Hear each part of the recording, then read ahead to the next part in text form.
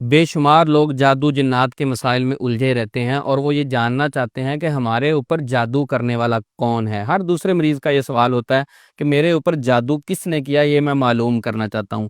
اب وہ کیا کرتے ہیں، عامل حضرات کے پاس جاتے ہیں۔ عامل حضرات کہتے ہیں مسئلہ ہی کوئی نہیں ہے، یہ آپ نے عمل کرنا ہے اور 7 دن کرنا ہے۔ 7 دن کے اندر اندر خواب میں جادو کرنے والا شخص آپ کو نظر آ جائے گا۔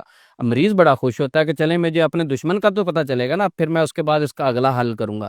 اب کیا کرتا ہے وہ عامل، کیا کہتا ہے کہ رات کو سونے سے پہلے آپ نے سورت کوثر یا کوئی بھی سورت یا کوئی بھی دعا، یہ دعا پڑھنی ہے۔ آپ نے 11 مرتبہ، 7 مرتبہ، 21 مرتبہ، کوئی بھی تعداد بتاتا ہے، اور ایک پاؤ گوشت لے کے آپ نے تکیے کے نیچے، یعنی جب آپ نے سونا ہے تو سر والی سائڈ پہ آپ نے نیچے شاپر میں رکھ دینا ہے۔ تو رات کو عمل کرنے کے بعد آپ نے کسی سے کوئی بات نہیں کرنی، خاموشی سے آپ نے سو جانا ہے۔ تو جب آپ نے سو جانا ہے تو رات کو خواب میں اللہ تعالیٰ آپ کو دکھا دے گا آپ پر جادو کرنے والا کون ہے۔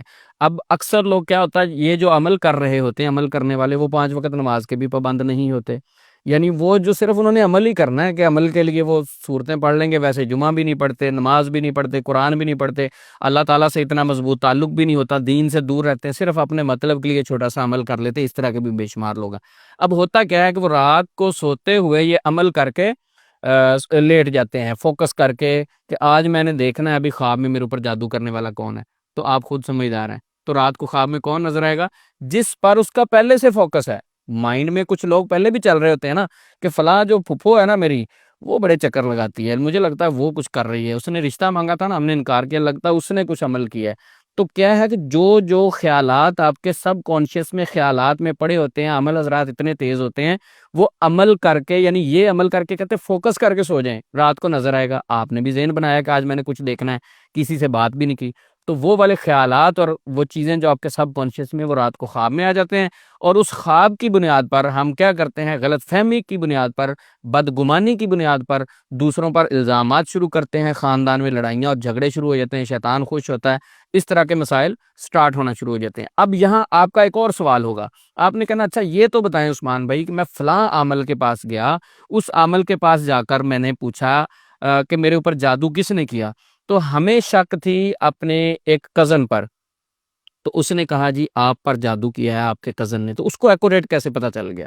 یہ تو میرے سب کانشیس کا خیال نہیں تھا، میرے سب کانشیس والا جو خیال ہے میں نے اس کو بتایا ہی نہیں۔ تو ہاں یہ بھی ایک پروسیس ہے۔ نبی مکرم صلی اللہ علیہ وسلم کا فرمانے والی شان ہے کہ ہر شخص کے ساتھ ایک جن شیطان ہوتا ہے، قرین جسے ہم کہتے ہیں، ہر شخص کے ساتھ مسلم شریف میں حدیث ہے کہ ایک جن ہوتا ہے۔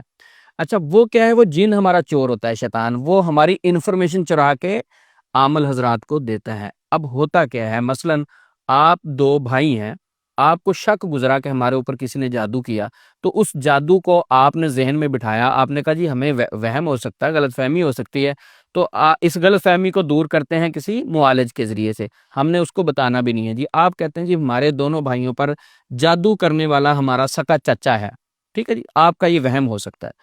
آپ نے یہ ایک وہم کو کلیئر کرنے کے لیے عامل کے پاس گئے۔ جب آپ عامل کے پاس جا کے کہتے ہیں جی ہمارے اوپر جادو ہے، تو چیک کر کے بتائیں کس نے کیا، عامل چیک کر کے کہتا ہے جی آپ کے چچا نے آپ پر جادو کیا، تو آپ شاکڈ ہو جاتے ہیں کہ یہ کیا، ہم تو غلط ہو سکتے تھے، غلط فہمی ہو سکتی تھی، اس کو ایکوریٹ کیسے پتا چلا؟ آپ پریشان ہو کے اس پر ٹرسٹ کر لیتے ہیں، اس کے بعد چچا کے خلاف پروپیگنڈا شروع کر دیتے ہیں۔ اس کے پیچھے بھی ایک ہسٹری چھپی ہوئی ہے۔ ایک امام صاحب کو پتا چلا مدینے میں کہ ایک آدمی ہے، وہ دل میں چھپی ہوئی باتیں یا مٹھی میں چھپائی ہوئی چیز کے بارے میں بتا دیتا ہے، تو انہوں نے 11 کینکریاں لی، 1 2 3 4 5 11 کینکریاں مٹھی میں لی، اور جا کے اس عامل کو کہا بتاؤ میری مٹھی میں کیا ہے۔ اس عامل نے کہا آپ کی مٹھی میں کینکریاں ہیں۔ انہوں نے پوچھا امام صاحب نے کتنی ہیں؟ اس نے کہا 11 ہے۔ یہ بات سن کر امام صاحب آگے کیا لکھتے ہیں، وہ کہتے ہیں کہ میں سمجھ گیا ہوں۔ اس کے بعد وہ دوبارہ پھر کینکریاں لیتے ہیں، لیکن خود گنتی نہیں کرتے، پھر کہتے ہیں اب بتاؤ میری مٹھی میں کیا ہے، کیونکہ کینکریوں کے بارے میں تو وہ جانتے تھے، لیکن خود گنتی نہیں کیا تھا تو وہ گنتی نہیں بتا سکا۔ تو اس سے کیا سمجھ لگی، جب ہم خود گنتی کرتے ہیں کسی چیز کی یا ہم آپس میں ڈسکس کرتے ہیں، تو وہ والی انفارمیشن ہمارے ہمزاد کو، وہ شیطان جو ہمارے ساتھ ایک مسلط ہے مسلم شریف کی حدیث کے مطابق، اس کو ساری خبر ہو جاتی، وہ شیطان آگے عامل کو آپ کی بات ادھر بتا دیتا ہے۔ یعنی جو عامل آپ کو بتا رہا نا کہ آپ کے چچا نے جادو کیا ہے، آپ نے دونوں نے بھائیوں نے ڈسکس کیا تھا تو وہ آپ کے حمزاد نے سن لیا، حمزاد نے وہ انفارمیشن آگے دے دی، تو اس میں کوئی غیب کی بات نہیں، اس نے بتا دی آپ کو۔ تو ایسی غیب کی باتیں کوئی بھی نہیں بتا سکتا۔ جادو کے متعلق آپ پر جادو کس نے کیا، کس طرح پتہ چل سکتا ہے؟ یا تو وحی کے ذریعے سے پتہ چل سکتا ہے، اللہ تعالیٰ وحی کر کے بتا دے، وحی بھیج دے، تو وحی کا تو سلسلہ بند ہو چکا ہے۔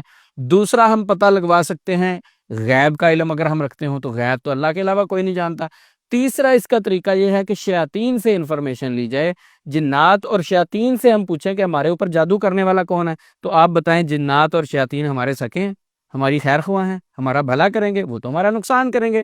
تو لہٰذا جادو آپ پر کس نے کیا یہ معلوم نہیں ہو سکتا۔ یہ عمل حضرات کہتے ہیں ہمیں پتہ چل گیا لیکن ہم آپ کو بتائیں گے نہیں، ایسا نہیں ہے۔